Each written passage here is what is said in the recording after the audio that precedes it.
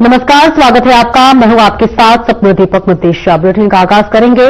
राजनांदगांव में स्वदेशी संकल्प यात्रा का भव्य आयोजन किया जा रहा है। आपको बता दें कि जहां पर CAIT और स्वदेशी जागरण मंच की स्वदेशी संकल्प यात्रा का प्रादेशिक चरण यहां से शुरू होगा, तो वहीं इस मौके पर राजनांदगांव प्रेस क्लब में एक प्रेस वार्ता आयोजित की गई, जिसमें यात्रा के भव्य आगाज की जानकारी दी गई, जिसमें बताया गया कि इस यात्रा का उद्देश्य स्वदेशी अपनाओ विदेशी भगाओ के संदेश के साथ देश में आर्थिक आत्मनिर्भरता को बढ़ावा देना है।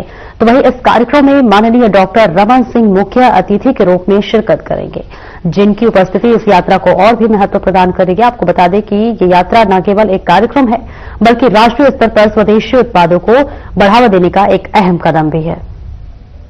महाराष्ट्र नागपुर से राजनांदगांव छत्तीसगढ़ में शुभारंभ हो रहा है इसका, इसलिए हमें राजनांदगांव संस्कार राजधानी में गर्व है हम सभी को कि राजनांदगांव से इसका कारण से शुभारंभ होने जा रहा है। कैट छत्तीसगढ़ एवं स्वदेशी जागरण मंच के संयुक्त तत्वाधान में स्वदेशी संकल्प यात्रा का छत्तीसगढ़ में होगा भव्य स्वागत। 27 नवंबर को राजनांदगांव से होगा प्रादेशिक चरण का शुभारंभ। मुख्य अतिथि हमारे माननीय जो सबके प्रिय हैं doctor Raman Singh. Rajnandgaon Confederation of All India Traders CAT एवं स्वदेशी जागरण मंच द्वारा संचालित स्वदेशी संकल्प यात्रा के प्रदेश आगमन को लेकर प्रेस क्लब में प्रेस कॉन्फ्रेंस आयोजित की गई है। यात्रा का छत्तीसगढ़ में प्रवेश गुरुवार 27 नवंबर 2025 को होगा। जानकारी लगी हमारे राष्ट्रीय उपाध्यक्ष श्री अमर परवानी द्वारा, हमें वहां से समाचार आए कि 27 तारीख को रथ यात्रा आएगी स्वदेशी की। तो उस पे हम लोगों ने पूरी क्या नाम से कैट और संयुक्त क्या नाम से ये स्वदेशी जागरण मंच ने हमने सब बैठकर उस चीज को तय किया और किस तरह से हमें सम्मान करना चाहिए और रथ का क्या नाम से शुभारंभ करना चाहिए, उसी पे हम लोगों की चर्चा हुई और बड़े ही अच्छे ढंग से हमने चाहा कि रथ पूरे छत्तीसगढ़ में पहली बार हमारे यहाँ से शुभारंभ होगा।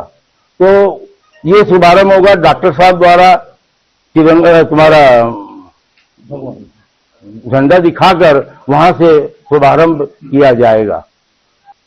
कुछ मैं उसको रिसर्च भी किया हूं कि वो कुछ महंगे पड़ते हैं और जो विदेशी जो कानून से जो सामान आते हैं, जैसे चाइना से ही आता है बहुत सारा, अगर उसका 100 रुपए का रेट है तो वही हमारे स्वदेशी के अंदर 150, 250, 200 तक मिलेगा। वह एक बहुत बड़ा कारण है। इसलिए क्या नाम से अपने को जो लोकल जो व्यापारी हैं उनको चाहिए कि रेट हम किस तरह से कम किया जाए। अगर रेट कम करेंगे तो निश्चित क्या नाम से विदेशी मार्केट बिल्कुल डप हो जाएगा, वहां का माल कोई नहीं लेगा और क्या नाम से लोकल व्यापारी स्वदेशी माल ही खरीदेंगे। स्वदेशी जागरण मंच छत्तीसगढ़ के संयुक्त तत्वाधान में स्वदेशी संकल्प यात्रा का शुभारंभ 27 नवंबर 11:30 बजे माननीय श्री विधानसभा के अध्यक्ष रमन सिंह द्वारा किया जाएगा। अनिल भैया, और स्वदेशी उत्पाद के लिए प्रचार प्रसार के लिए किया जा रहा है, तो इसको कितना महत्वपूर्ण मानते हैं? इसको अपने शब्दों में महत्व तो कोई भी चीज का धीरे धीरे ही आता है। देखो, आप कोशिश की जाती है और कैट और स्वदेशी जागरण मंच बिल्कुल लगा हुआ है इसके अंदर और ये केंद्र से ही क्या नाम से हमको क्या नाम से सब आ रहा है कि इसी तरह से क्या नाम से स्वदेशी सामान ही क्या नाम से जन जन तक पहुंचाएं और हम क्या नाम से उसके लिए हम लगे हुए हैं। और इसमें सबसे बड़ी बात यह है कि जो छोटे छोटे व्यापारी हैं ये लोग स्वदेशी सामान ज्यादा रखते हैं और हम चाहते हैं कि छोटे व्यापारियों का इसका लाभ मिले और लाभ जब मिलेगा जब हम खरीदी करेंगे। पर अभी हम देख रहे हैं कि विदेशी माल आदमी ज्यादा खरीदता है, तो भी ऑनलाइन मंगा लेता है। लेकिन अगर हम चाहेंगे बदलना इसको तो इसके लिए सबको आना पड़ेगा। सबसे पहले आज हम लोग जो बैठे हैं इनको भी आना पड़ेगा क्योंकि हमको मालूम है हम लोग भी क्या नाम से जो खरीदते हैं विदेशी खरीद लेते हैं और स्वदेशी की तरफ ध्यान नहीं देते हैं, क्योंकि रेट का भी बहुत बड़ा अंतर है। लेकिन रेट का भले अंतर हो, लेकिन खरीदने के लिए स्वदेशी सामान ही हम खरीदें, ऐसा हम सभी से निवेदन करते हैं। धन्यवाद। जय जय, भारत माता की जय। आवश्यकता है हमारे उत्पाद से हमारे सुरक्षा के लिए, उसकी आवश्यकता है। तो युगानुसार युगानुकूल हमारे देश की सुरक्षा के लिए राफाल आवश्यक था। तो ऐसा नहीं है कि जहां हमको आवश्यकता होता है, चिकित्सा के क्षेत्र में हम जाते हैं जिससे हमको तुरंत आवश्यकता हो, ऐसी मेडिसिन तो हम वो लेंगे, लेकिन बनते कोशिश हम लोग को स्वदेशी को ही अधिक प्रचारित करना चाहिए, उपयोग करना चाहिए, जिससे कैट का रोल यह है कि स्वदेशी बाजारों में उसकी उपलब्धता और स्वदेशी के लिए जागरूकता और स्वदेशी माल स्वयं अब जाकर जगाना है देश हमको।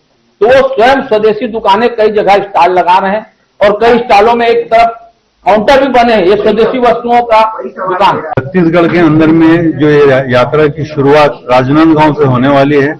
राजनांदगांव गुरुद्वारा के पास हमारे भूतपूर्व मुख्यमंत्री डॉक्टर रमन सिंह इसको हरी झंडी दिखा के यात्रा की शुरुआत करेंगे और ये 2500 किलोमीटर चलेगी छत्तीसगढ़ में और इसकी समाप्ति 21 दिसंबर को दुर्ग में होगी।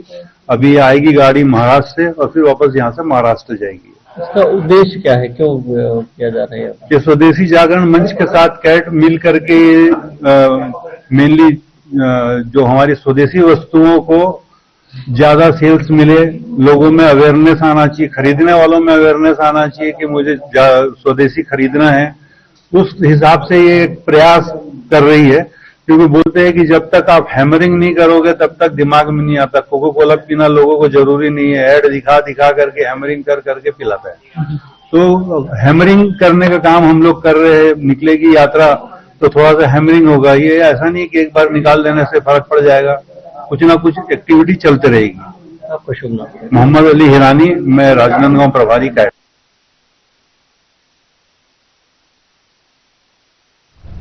और बीजापुर जिले में 41 माओवादियों ने आत्मसमर्पण कर दिया है, जिन पर कुल 1 करोड़ 19 लाख रुपए का इनाम था। इस दौरान पुलिस अधीक्षक जितेंद्र यादव ने कहा कि शेष माओवादियों के पास समय कम है और यदि वे पुनर्वास नीति का लाभ उठाकर आत्मसमर्पण नहीं करते तो उन्हें गंभीर परिणामों का सामना करना पड़ेगा। छत्तीसगढ़ सरकार ने जेल में बंद माओवादियों को भी पुनर्वास नीति के तहत रिहा करने का निर्णय लिया है ताकि वे मुख्यधारा में लौट सके। आत्मसमर्पण करने वाले माओवादियों को 50,000 रुपए प्रोत्साहन राशि, आवास, शिक्षा, कौशल प्रशिक्षण और रोजगार के अवसर दिए जाएंगे। यह कदम माओवादी सशस्त्र संघर्ष को समाप्त करने और राज्य में शांति और विकास की दिशा में महत्वपूर्ण है।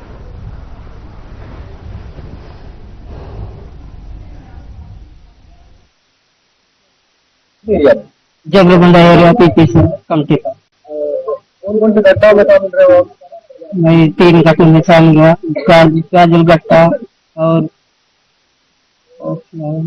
फिर मैं लगा कुंटा वाला और पोटफल क्या घटना हुई थी वहाँ? फायरिंग हुआ जी। अभी क्यों सरेंडर करने हैं, वजह क्या है? मैंने उतना बड़े लोग भी सरेंडर हुआ बोल के मैं भी सोचा सरकार का पुनर्वास नीति के बारे में मैं भी जाके सरेंडर होकर जाएंगे बोल के मैं आया हूँ सरकार के सामने। कितने बड़े, कौन कौन से बड़े नक्सली के साथ काम किए, बड़े लीडर जिनका नाम? लीडर के बारे में थोड़ा उतना मालूम नहीं है था। सोनू दादा भी आए, उसको भी पूरा आए बड़े लोग। अभी तो बाकी वाले भी चले गए आंध्रा में पूरे सिलेंडर के लिए, इसलिए मैं सोचा हूँ सरकार का बारे में। तो सरकार अच्छे आह्वान किए, मैं भी जाके सरकार के सामने सिलेंडर के जी के बोल के आया हूँ। और कितने नक्सल हैं आपके और कितने लोग बचे हैं? सरेंडर करना चाहते हैं, लड़ना चाहते हैं? उसके बारे में सोचना ही था। आपके जो साथी हैं उनको क्या कहोगे आप? वो भी आने वाला था, जो होगा पार्टी का तरफ पूरा बड़े बड़े लीडर मारे गए और सिलेंडर होगा। अभी तो उतना रहने से ज्यादा भी नहीं है और ज्यादा में कैंप कौन होगा, इसलिए खाना पीना भी दिक्कत है, रहने से भी ऐसी सोच नहीं आया। क्या आप लोग संगठन में कुछ चर्चा था कि पापा राजू ने सरेंडर करने वाला है, कुछ चर्चा था? पता नहीं सर, वो तो नहीं मिले। जैसे मैंने बात किया था कि पहला जैसा आपका सवाल था कि जो अलग अलग संगठन से शामिल हुए हैं, जैसे आप देख रहे होंगे कि पीएलजे बटालियन से भी शामिल है और साथ में अलग अलग कंपनी से भी शामिल है। तो ये लोग वो लोग हैं जो साथ में जो बड़े लीडर्स के साथ में भी रहे हैं, उनकी सिक्योरिटी भी प्रोवाइड किए हैं और साथ में अलग अलग घटनाओं में, जैसे पीएलजे बटालियन 1 की बात करें तो जितने भी बड़ी घटनाएं थे सब में वो शामिल थे, तो वो घटनाओं में शामिल रहे हैं। दूसरा जो आप बता रहे हैं कि जो क्षेत्र जिसमें अभी जो नक्सलवाद कुछ बचा हुआ है, तो उसमें मैं ये बताना चाहूंगा कि जो साउथ सब जोनल ब्यूरो होता है, साउथ सब जोनल ब्यूरो में 2 डिवीजन आते हैं, जो पश्चिम बस्तर डिवीजन और साउथ बस्तर डिवीजन दोनों आते हैं।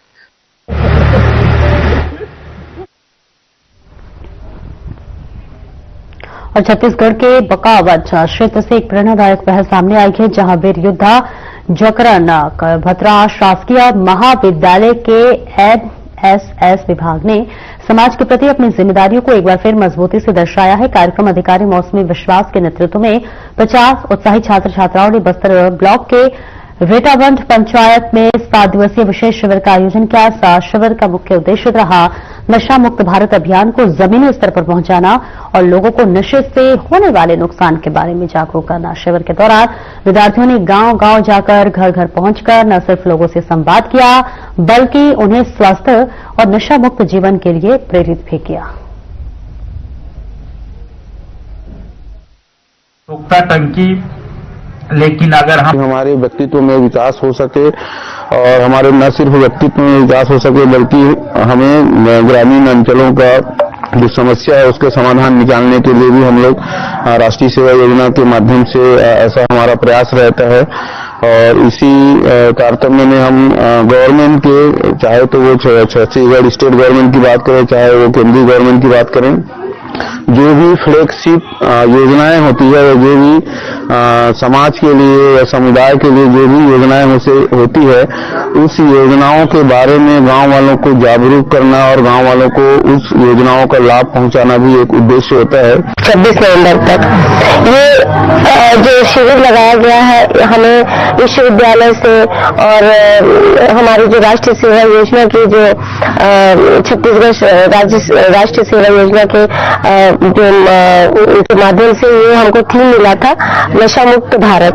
तो हमारे बच्चे यहाँ पर आके इस ग्राम में, रेटावन ग्राम में आकर जो नशा मुक्त भारत है वो कैसे बने, किस प्रकार से हम जागरूक करें, इस गांव में आकर हमने पूर्ण रूप से हमारे जो स्वयं सेवक के माध्यम से हमने देने का प्रयास किया। केवल नशा मुक्त भारत के अलावा भी हमने अन्य कार्य किए, जैसे स्वच्छता, और हमने यहाँ पर सड़क सुरक्षा के अंतर्गत रोड को समतलीकरण वाला जो विधि है उसको भी स्वयं सेवक के माध्यम से कराने का प्रयास किया। टाइम टेबल के मैनेजमेंट से नहीं चलते हैं, यहाँ के हम टाइम मैनेजमेंट का कार्य करते हैं, मतलब सीखते हैं। और साथ ही जो हम घर में जो भी चीज हम अपने फ्रीडम से लेते हैं, यहाँ उस फ्रीडम हमें नहीं प्राप्त होता है। इसमें हमें एक अनुशासन विद्यार्थी और एक एनएसएस वॉलंटियर के नाते चलना पड़ता है। और साथ ही मेरा यही एक उद्देश्य है कि मैं जो इस एनएसएस कैंप से सीख के जा रहा हूँ, मैं यहाँ ग्राम रेटावन में भी सिखाऊंगा और उसके पश्चात जो मैं मेरे ग्राम बकावन में भी जाके मैं यहाँ के जो जनता उनको जागरूक करूंगा कि हमें क्या करना चाहिए और क्या नहीं।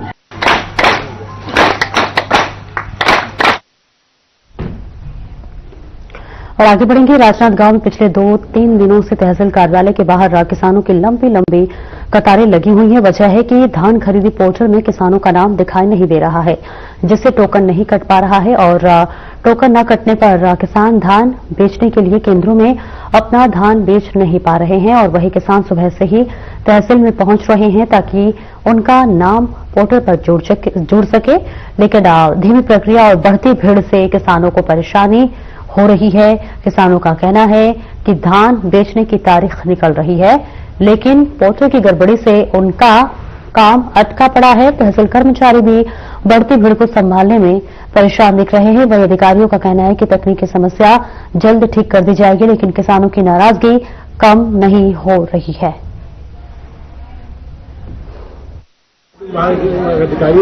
हाँ, टोकन कटने की परेशानी ये है कि कल मैं खसरा पटवारी की गलती के कारण अन्य फसल दर्शाया गया, उनको दोषी करने के लिए मैंने कल राजनांदगांव ऑफिस में यहाँ कमरा नंबर 5 में आया था और 5 में आने के बाद 10 बजे खड़ा होकर के मेरा नंबर 3:30 बजे लगा, और लगने के बाद उसने बताया कि हमने आपका काम कर दिया है, सुधार दिया है।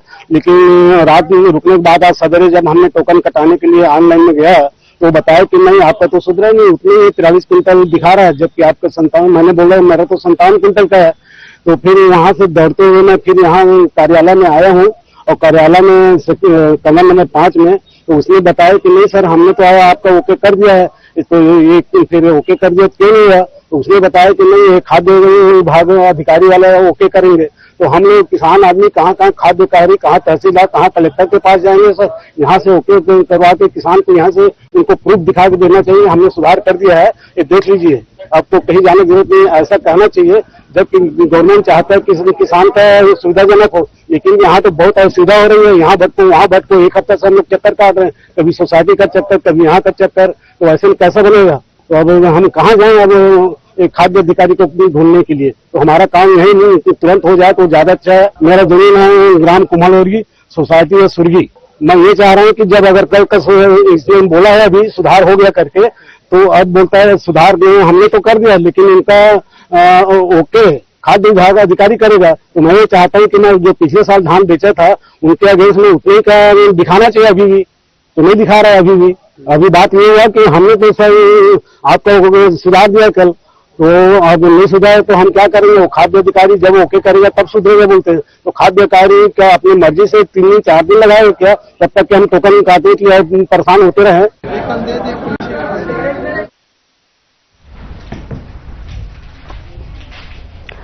और एक ब्रेक के लिए रुकेंगे, जल्द लौटते हैं।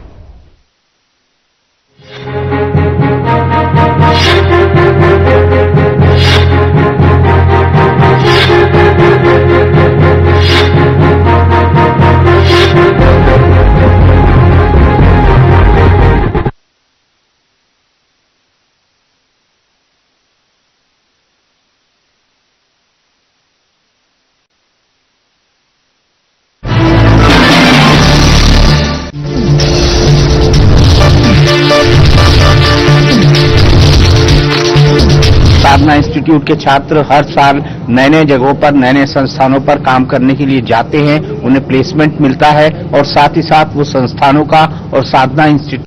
राम राम काका। राम काका, अब भारी चिंता में दिखा बस, और मोर घर बिहाव मार गएगा, और धान खरीदी की तारीख घलो आ गए। वहाँ मुश्किल के का बात है जी, समिति में जाके टोकन लाग पड़ी, वहाँ खड़ा तो जाना था, दिन भर घाम में खड़े रहा, और पता नहीं नंबर कब आई, और कहूँ नंबर है मोर घर के बिहाव दिन आ गया, धान ले चल जाऊँ कि बिहाव करूँ? कहा काका तहूँ है, यहाँ डिजिटल के जमाने में लाइन लगू की सर जी, ते समिति में पंजीयन करवाए नहीं करे हो? तब फिर बस मोबाइल में तुहल टोकन अपने डाउनलोड कर ले, और ते अपन हिसाब से मैं तारीख ले ले, तारीख लेके के बाद सरकारी रेट के हिसाब से बेच देते हैं जी। और भुगतान कब हुई? 48 घंटा में साथ आए। अच्छा, मोबाइल रखे नहीं? हाँ रखे हो, तो चल मैं बताता हूँ, देखा तो मोबाइल ला, पहली प्ले स्टोर में जाके तुहे टोकन अपने डाउनलोड कर ले, ओकर बाद में किसान कोड डाल के रजिस्टर कर ले। काकर नाम में खेत है? रामलाल। कौन जिले का? धमतरी। टोकन के का तारीख लेने हैं? शुक्रवार के कर देगा, 29 तारीख के। हाँ ले, ये दे OTP आ गए, तो टोकन कट गए, दिखा ये ले देख। अब काका करा मोबाइल है तो खैर कम हो गए, अब मोर में अब गांव के दूसर सियान मन में मोबाइल नहीं होते, फिर उमन कैसे कहीं समिति कम बन गए हो गए फिर? अरे नहीं रे भाई किसान, ऐसे कैसे गए हो जी?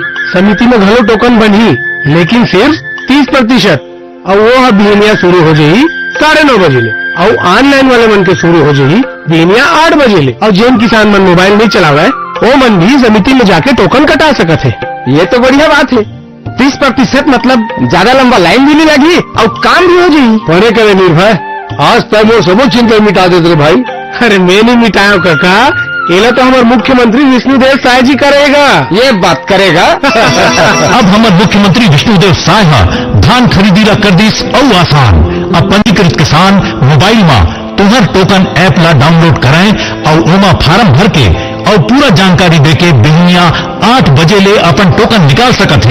और हाँ, 70% टोकन अब किसान अपन घर बैठे बना सकत हैं। तुम्हार टोकन ऐप के माध्यम ले अब आप अपन पसंदीदा तारीख चुन सकत हो। न लाइन और न घेरी बेरी चक्कर काटे के झंझट, और पैसा भी 48 घंटा में आपके खाता में आ जाए। छत्तीसगढ़ सरकार, हमने बनाया, हम ही संवारेंगे। छत्तीसगढ़ के मुख्यमंत्री हमारे जनजातीय समाज के विष्णुदेव जी साय छत्तीसगढ़ का कायापलट कर रहे हैं।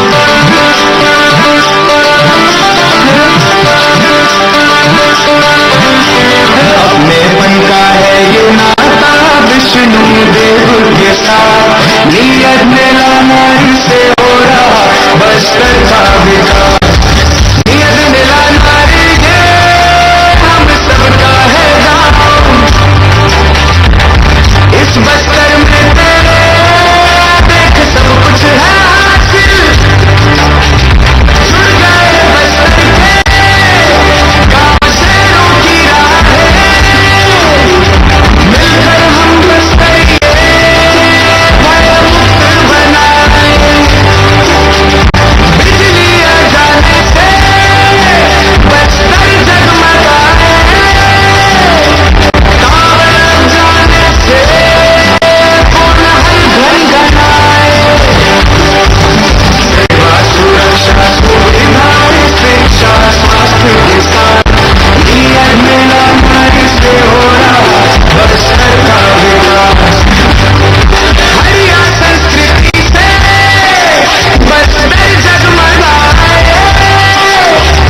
पांडु ओलंपिक से युवा खिलखिलाए। तेंदु पत्ता महुआ तेरा वक्त बनती जाए, बस्तर के जो साथ है विष्णुदेव साय। आगे बढ़ रहा है बस्तर विष्णुदेव के साथ, गाँव नगर को संवारा हुआ बस्तर का विकास। देखो ये बदला नजारा हुआ बस्तर का विकास।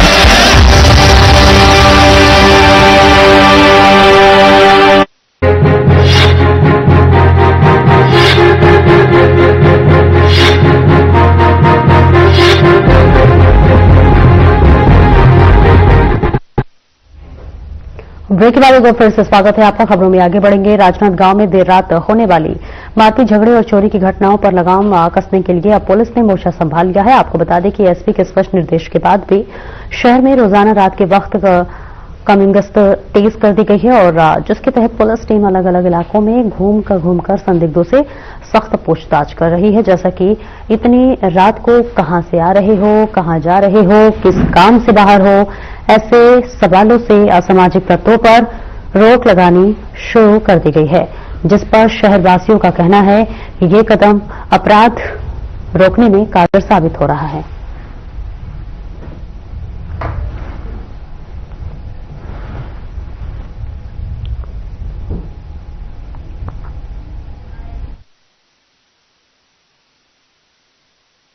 सबसे पहले तो जो भी अपराधी तत्व जिले में है, तो जिला पुलिस के द्वारा काफी सघन एमसीपी लगाकर भी चेकिंग की जाती है, और समय समय पे टाइम और वेन्यू रोटेट करके गश्त भी बढ़ाई गई है, और गुंडा बदमाश अड्डेबाजों पे भी चेकिंग की जा रही है, जिसका प्रभाव शहर में दिख रहा है, और पुलिस प्रयास करेगी कि ये निरंतर जारी रहे। जो दुकानें हैं रात में जी, हाँ बिल्कुल, जिस प्रकार से दुकानें खुली रहती थी, तो अभी हमने उस पर अंकुश लगाया है। 11 बजे के बाद इस प्रकार से दुकानों को बंद करवाने का प्रयास किया जा रहा है, ताकि वहां पे लोगों के मतलब वो एकत्रित ना हो और जमावड़ा ना हो लोगों का।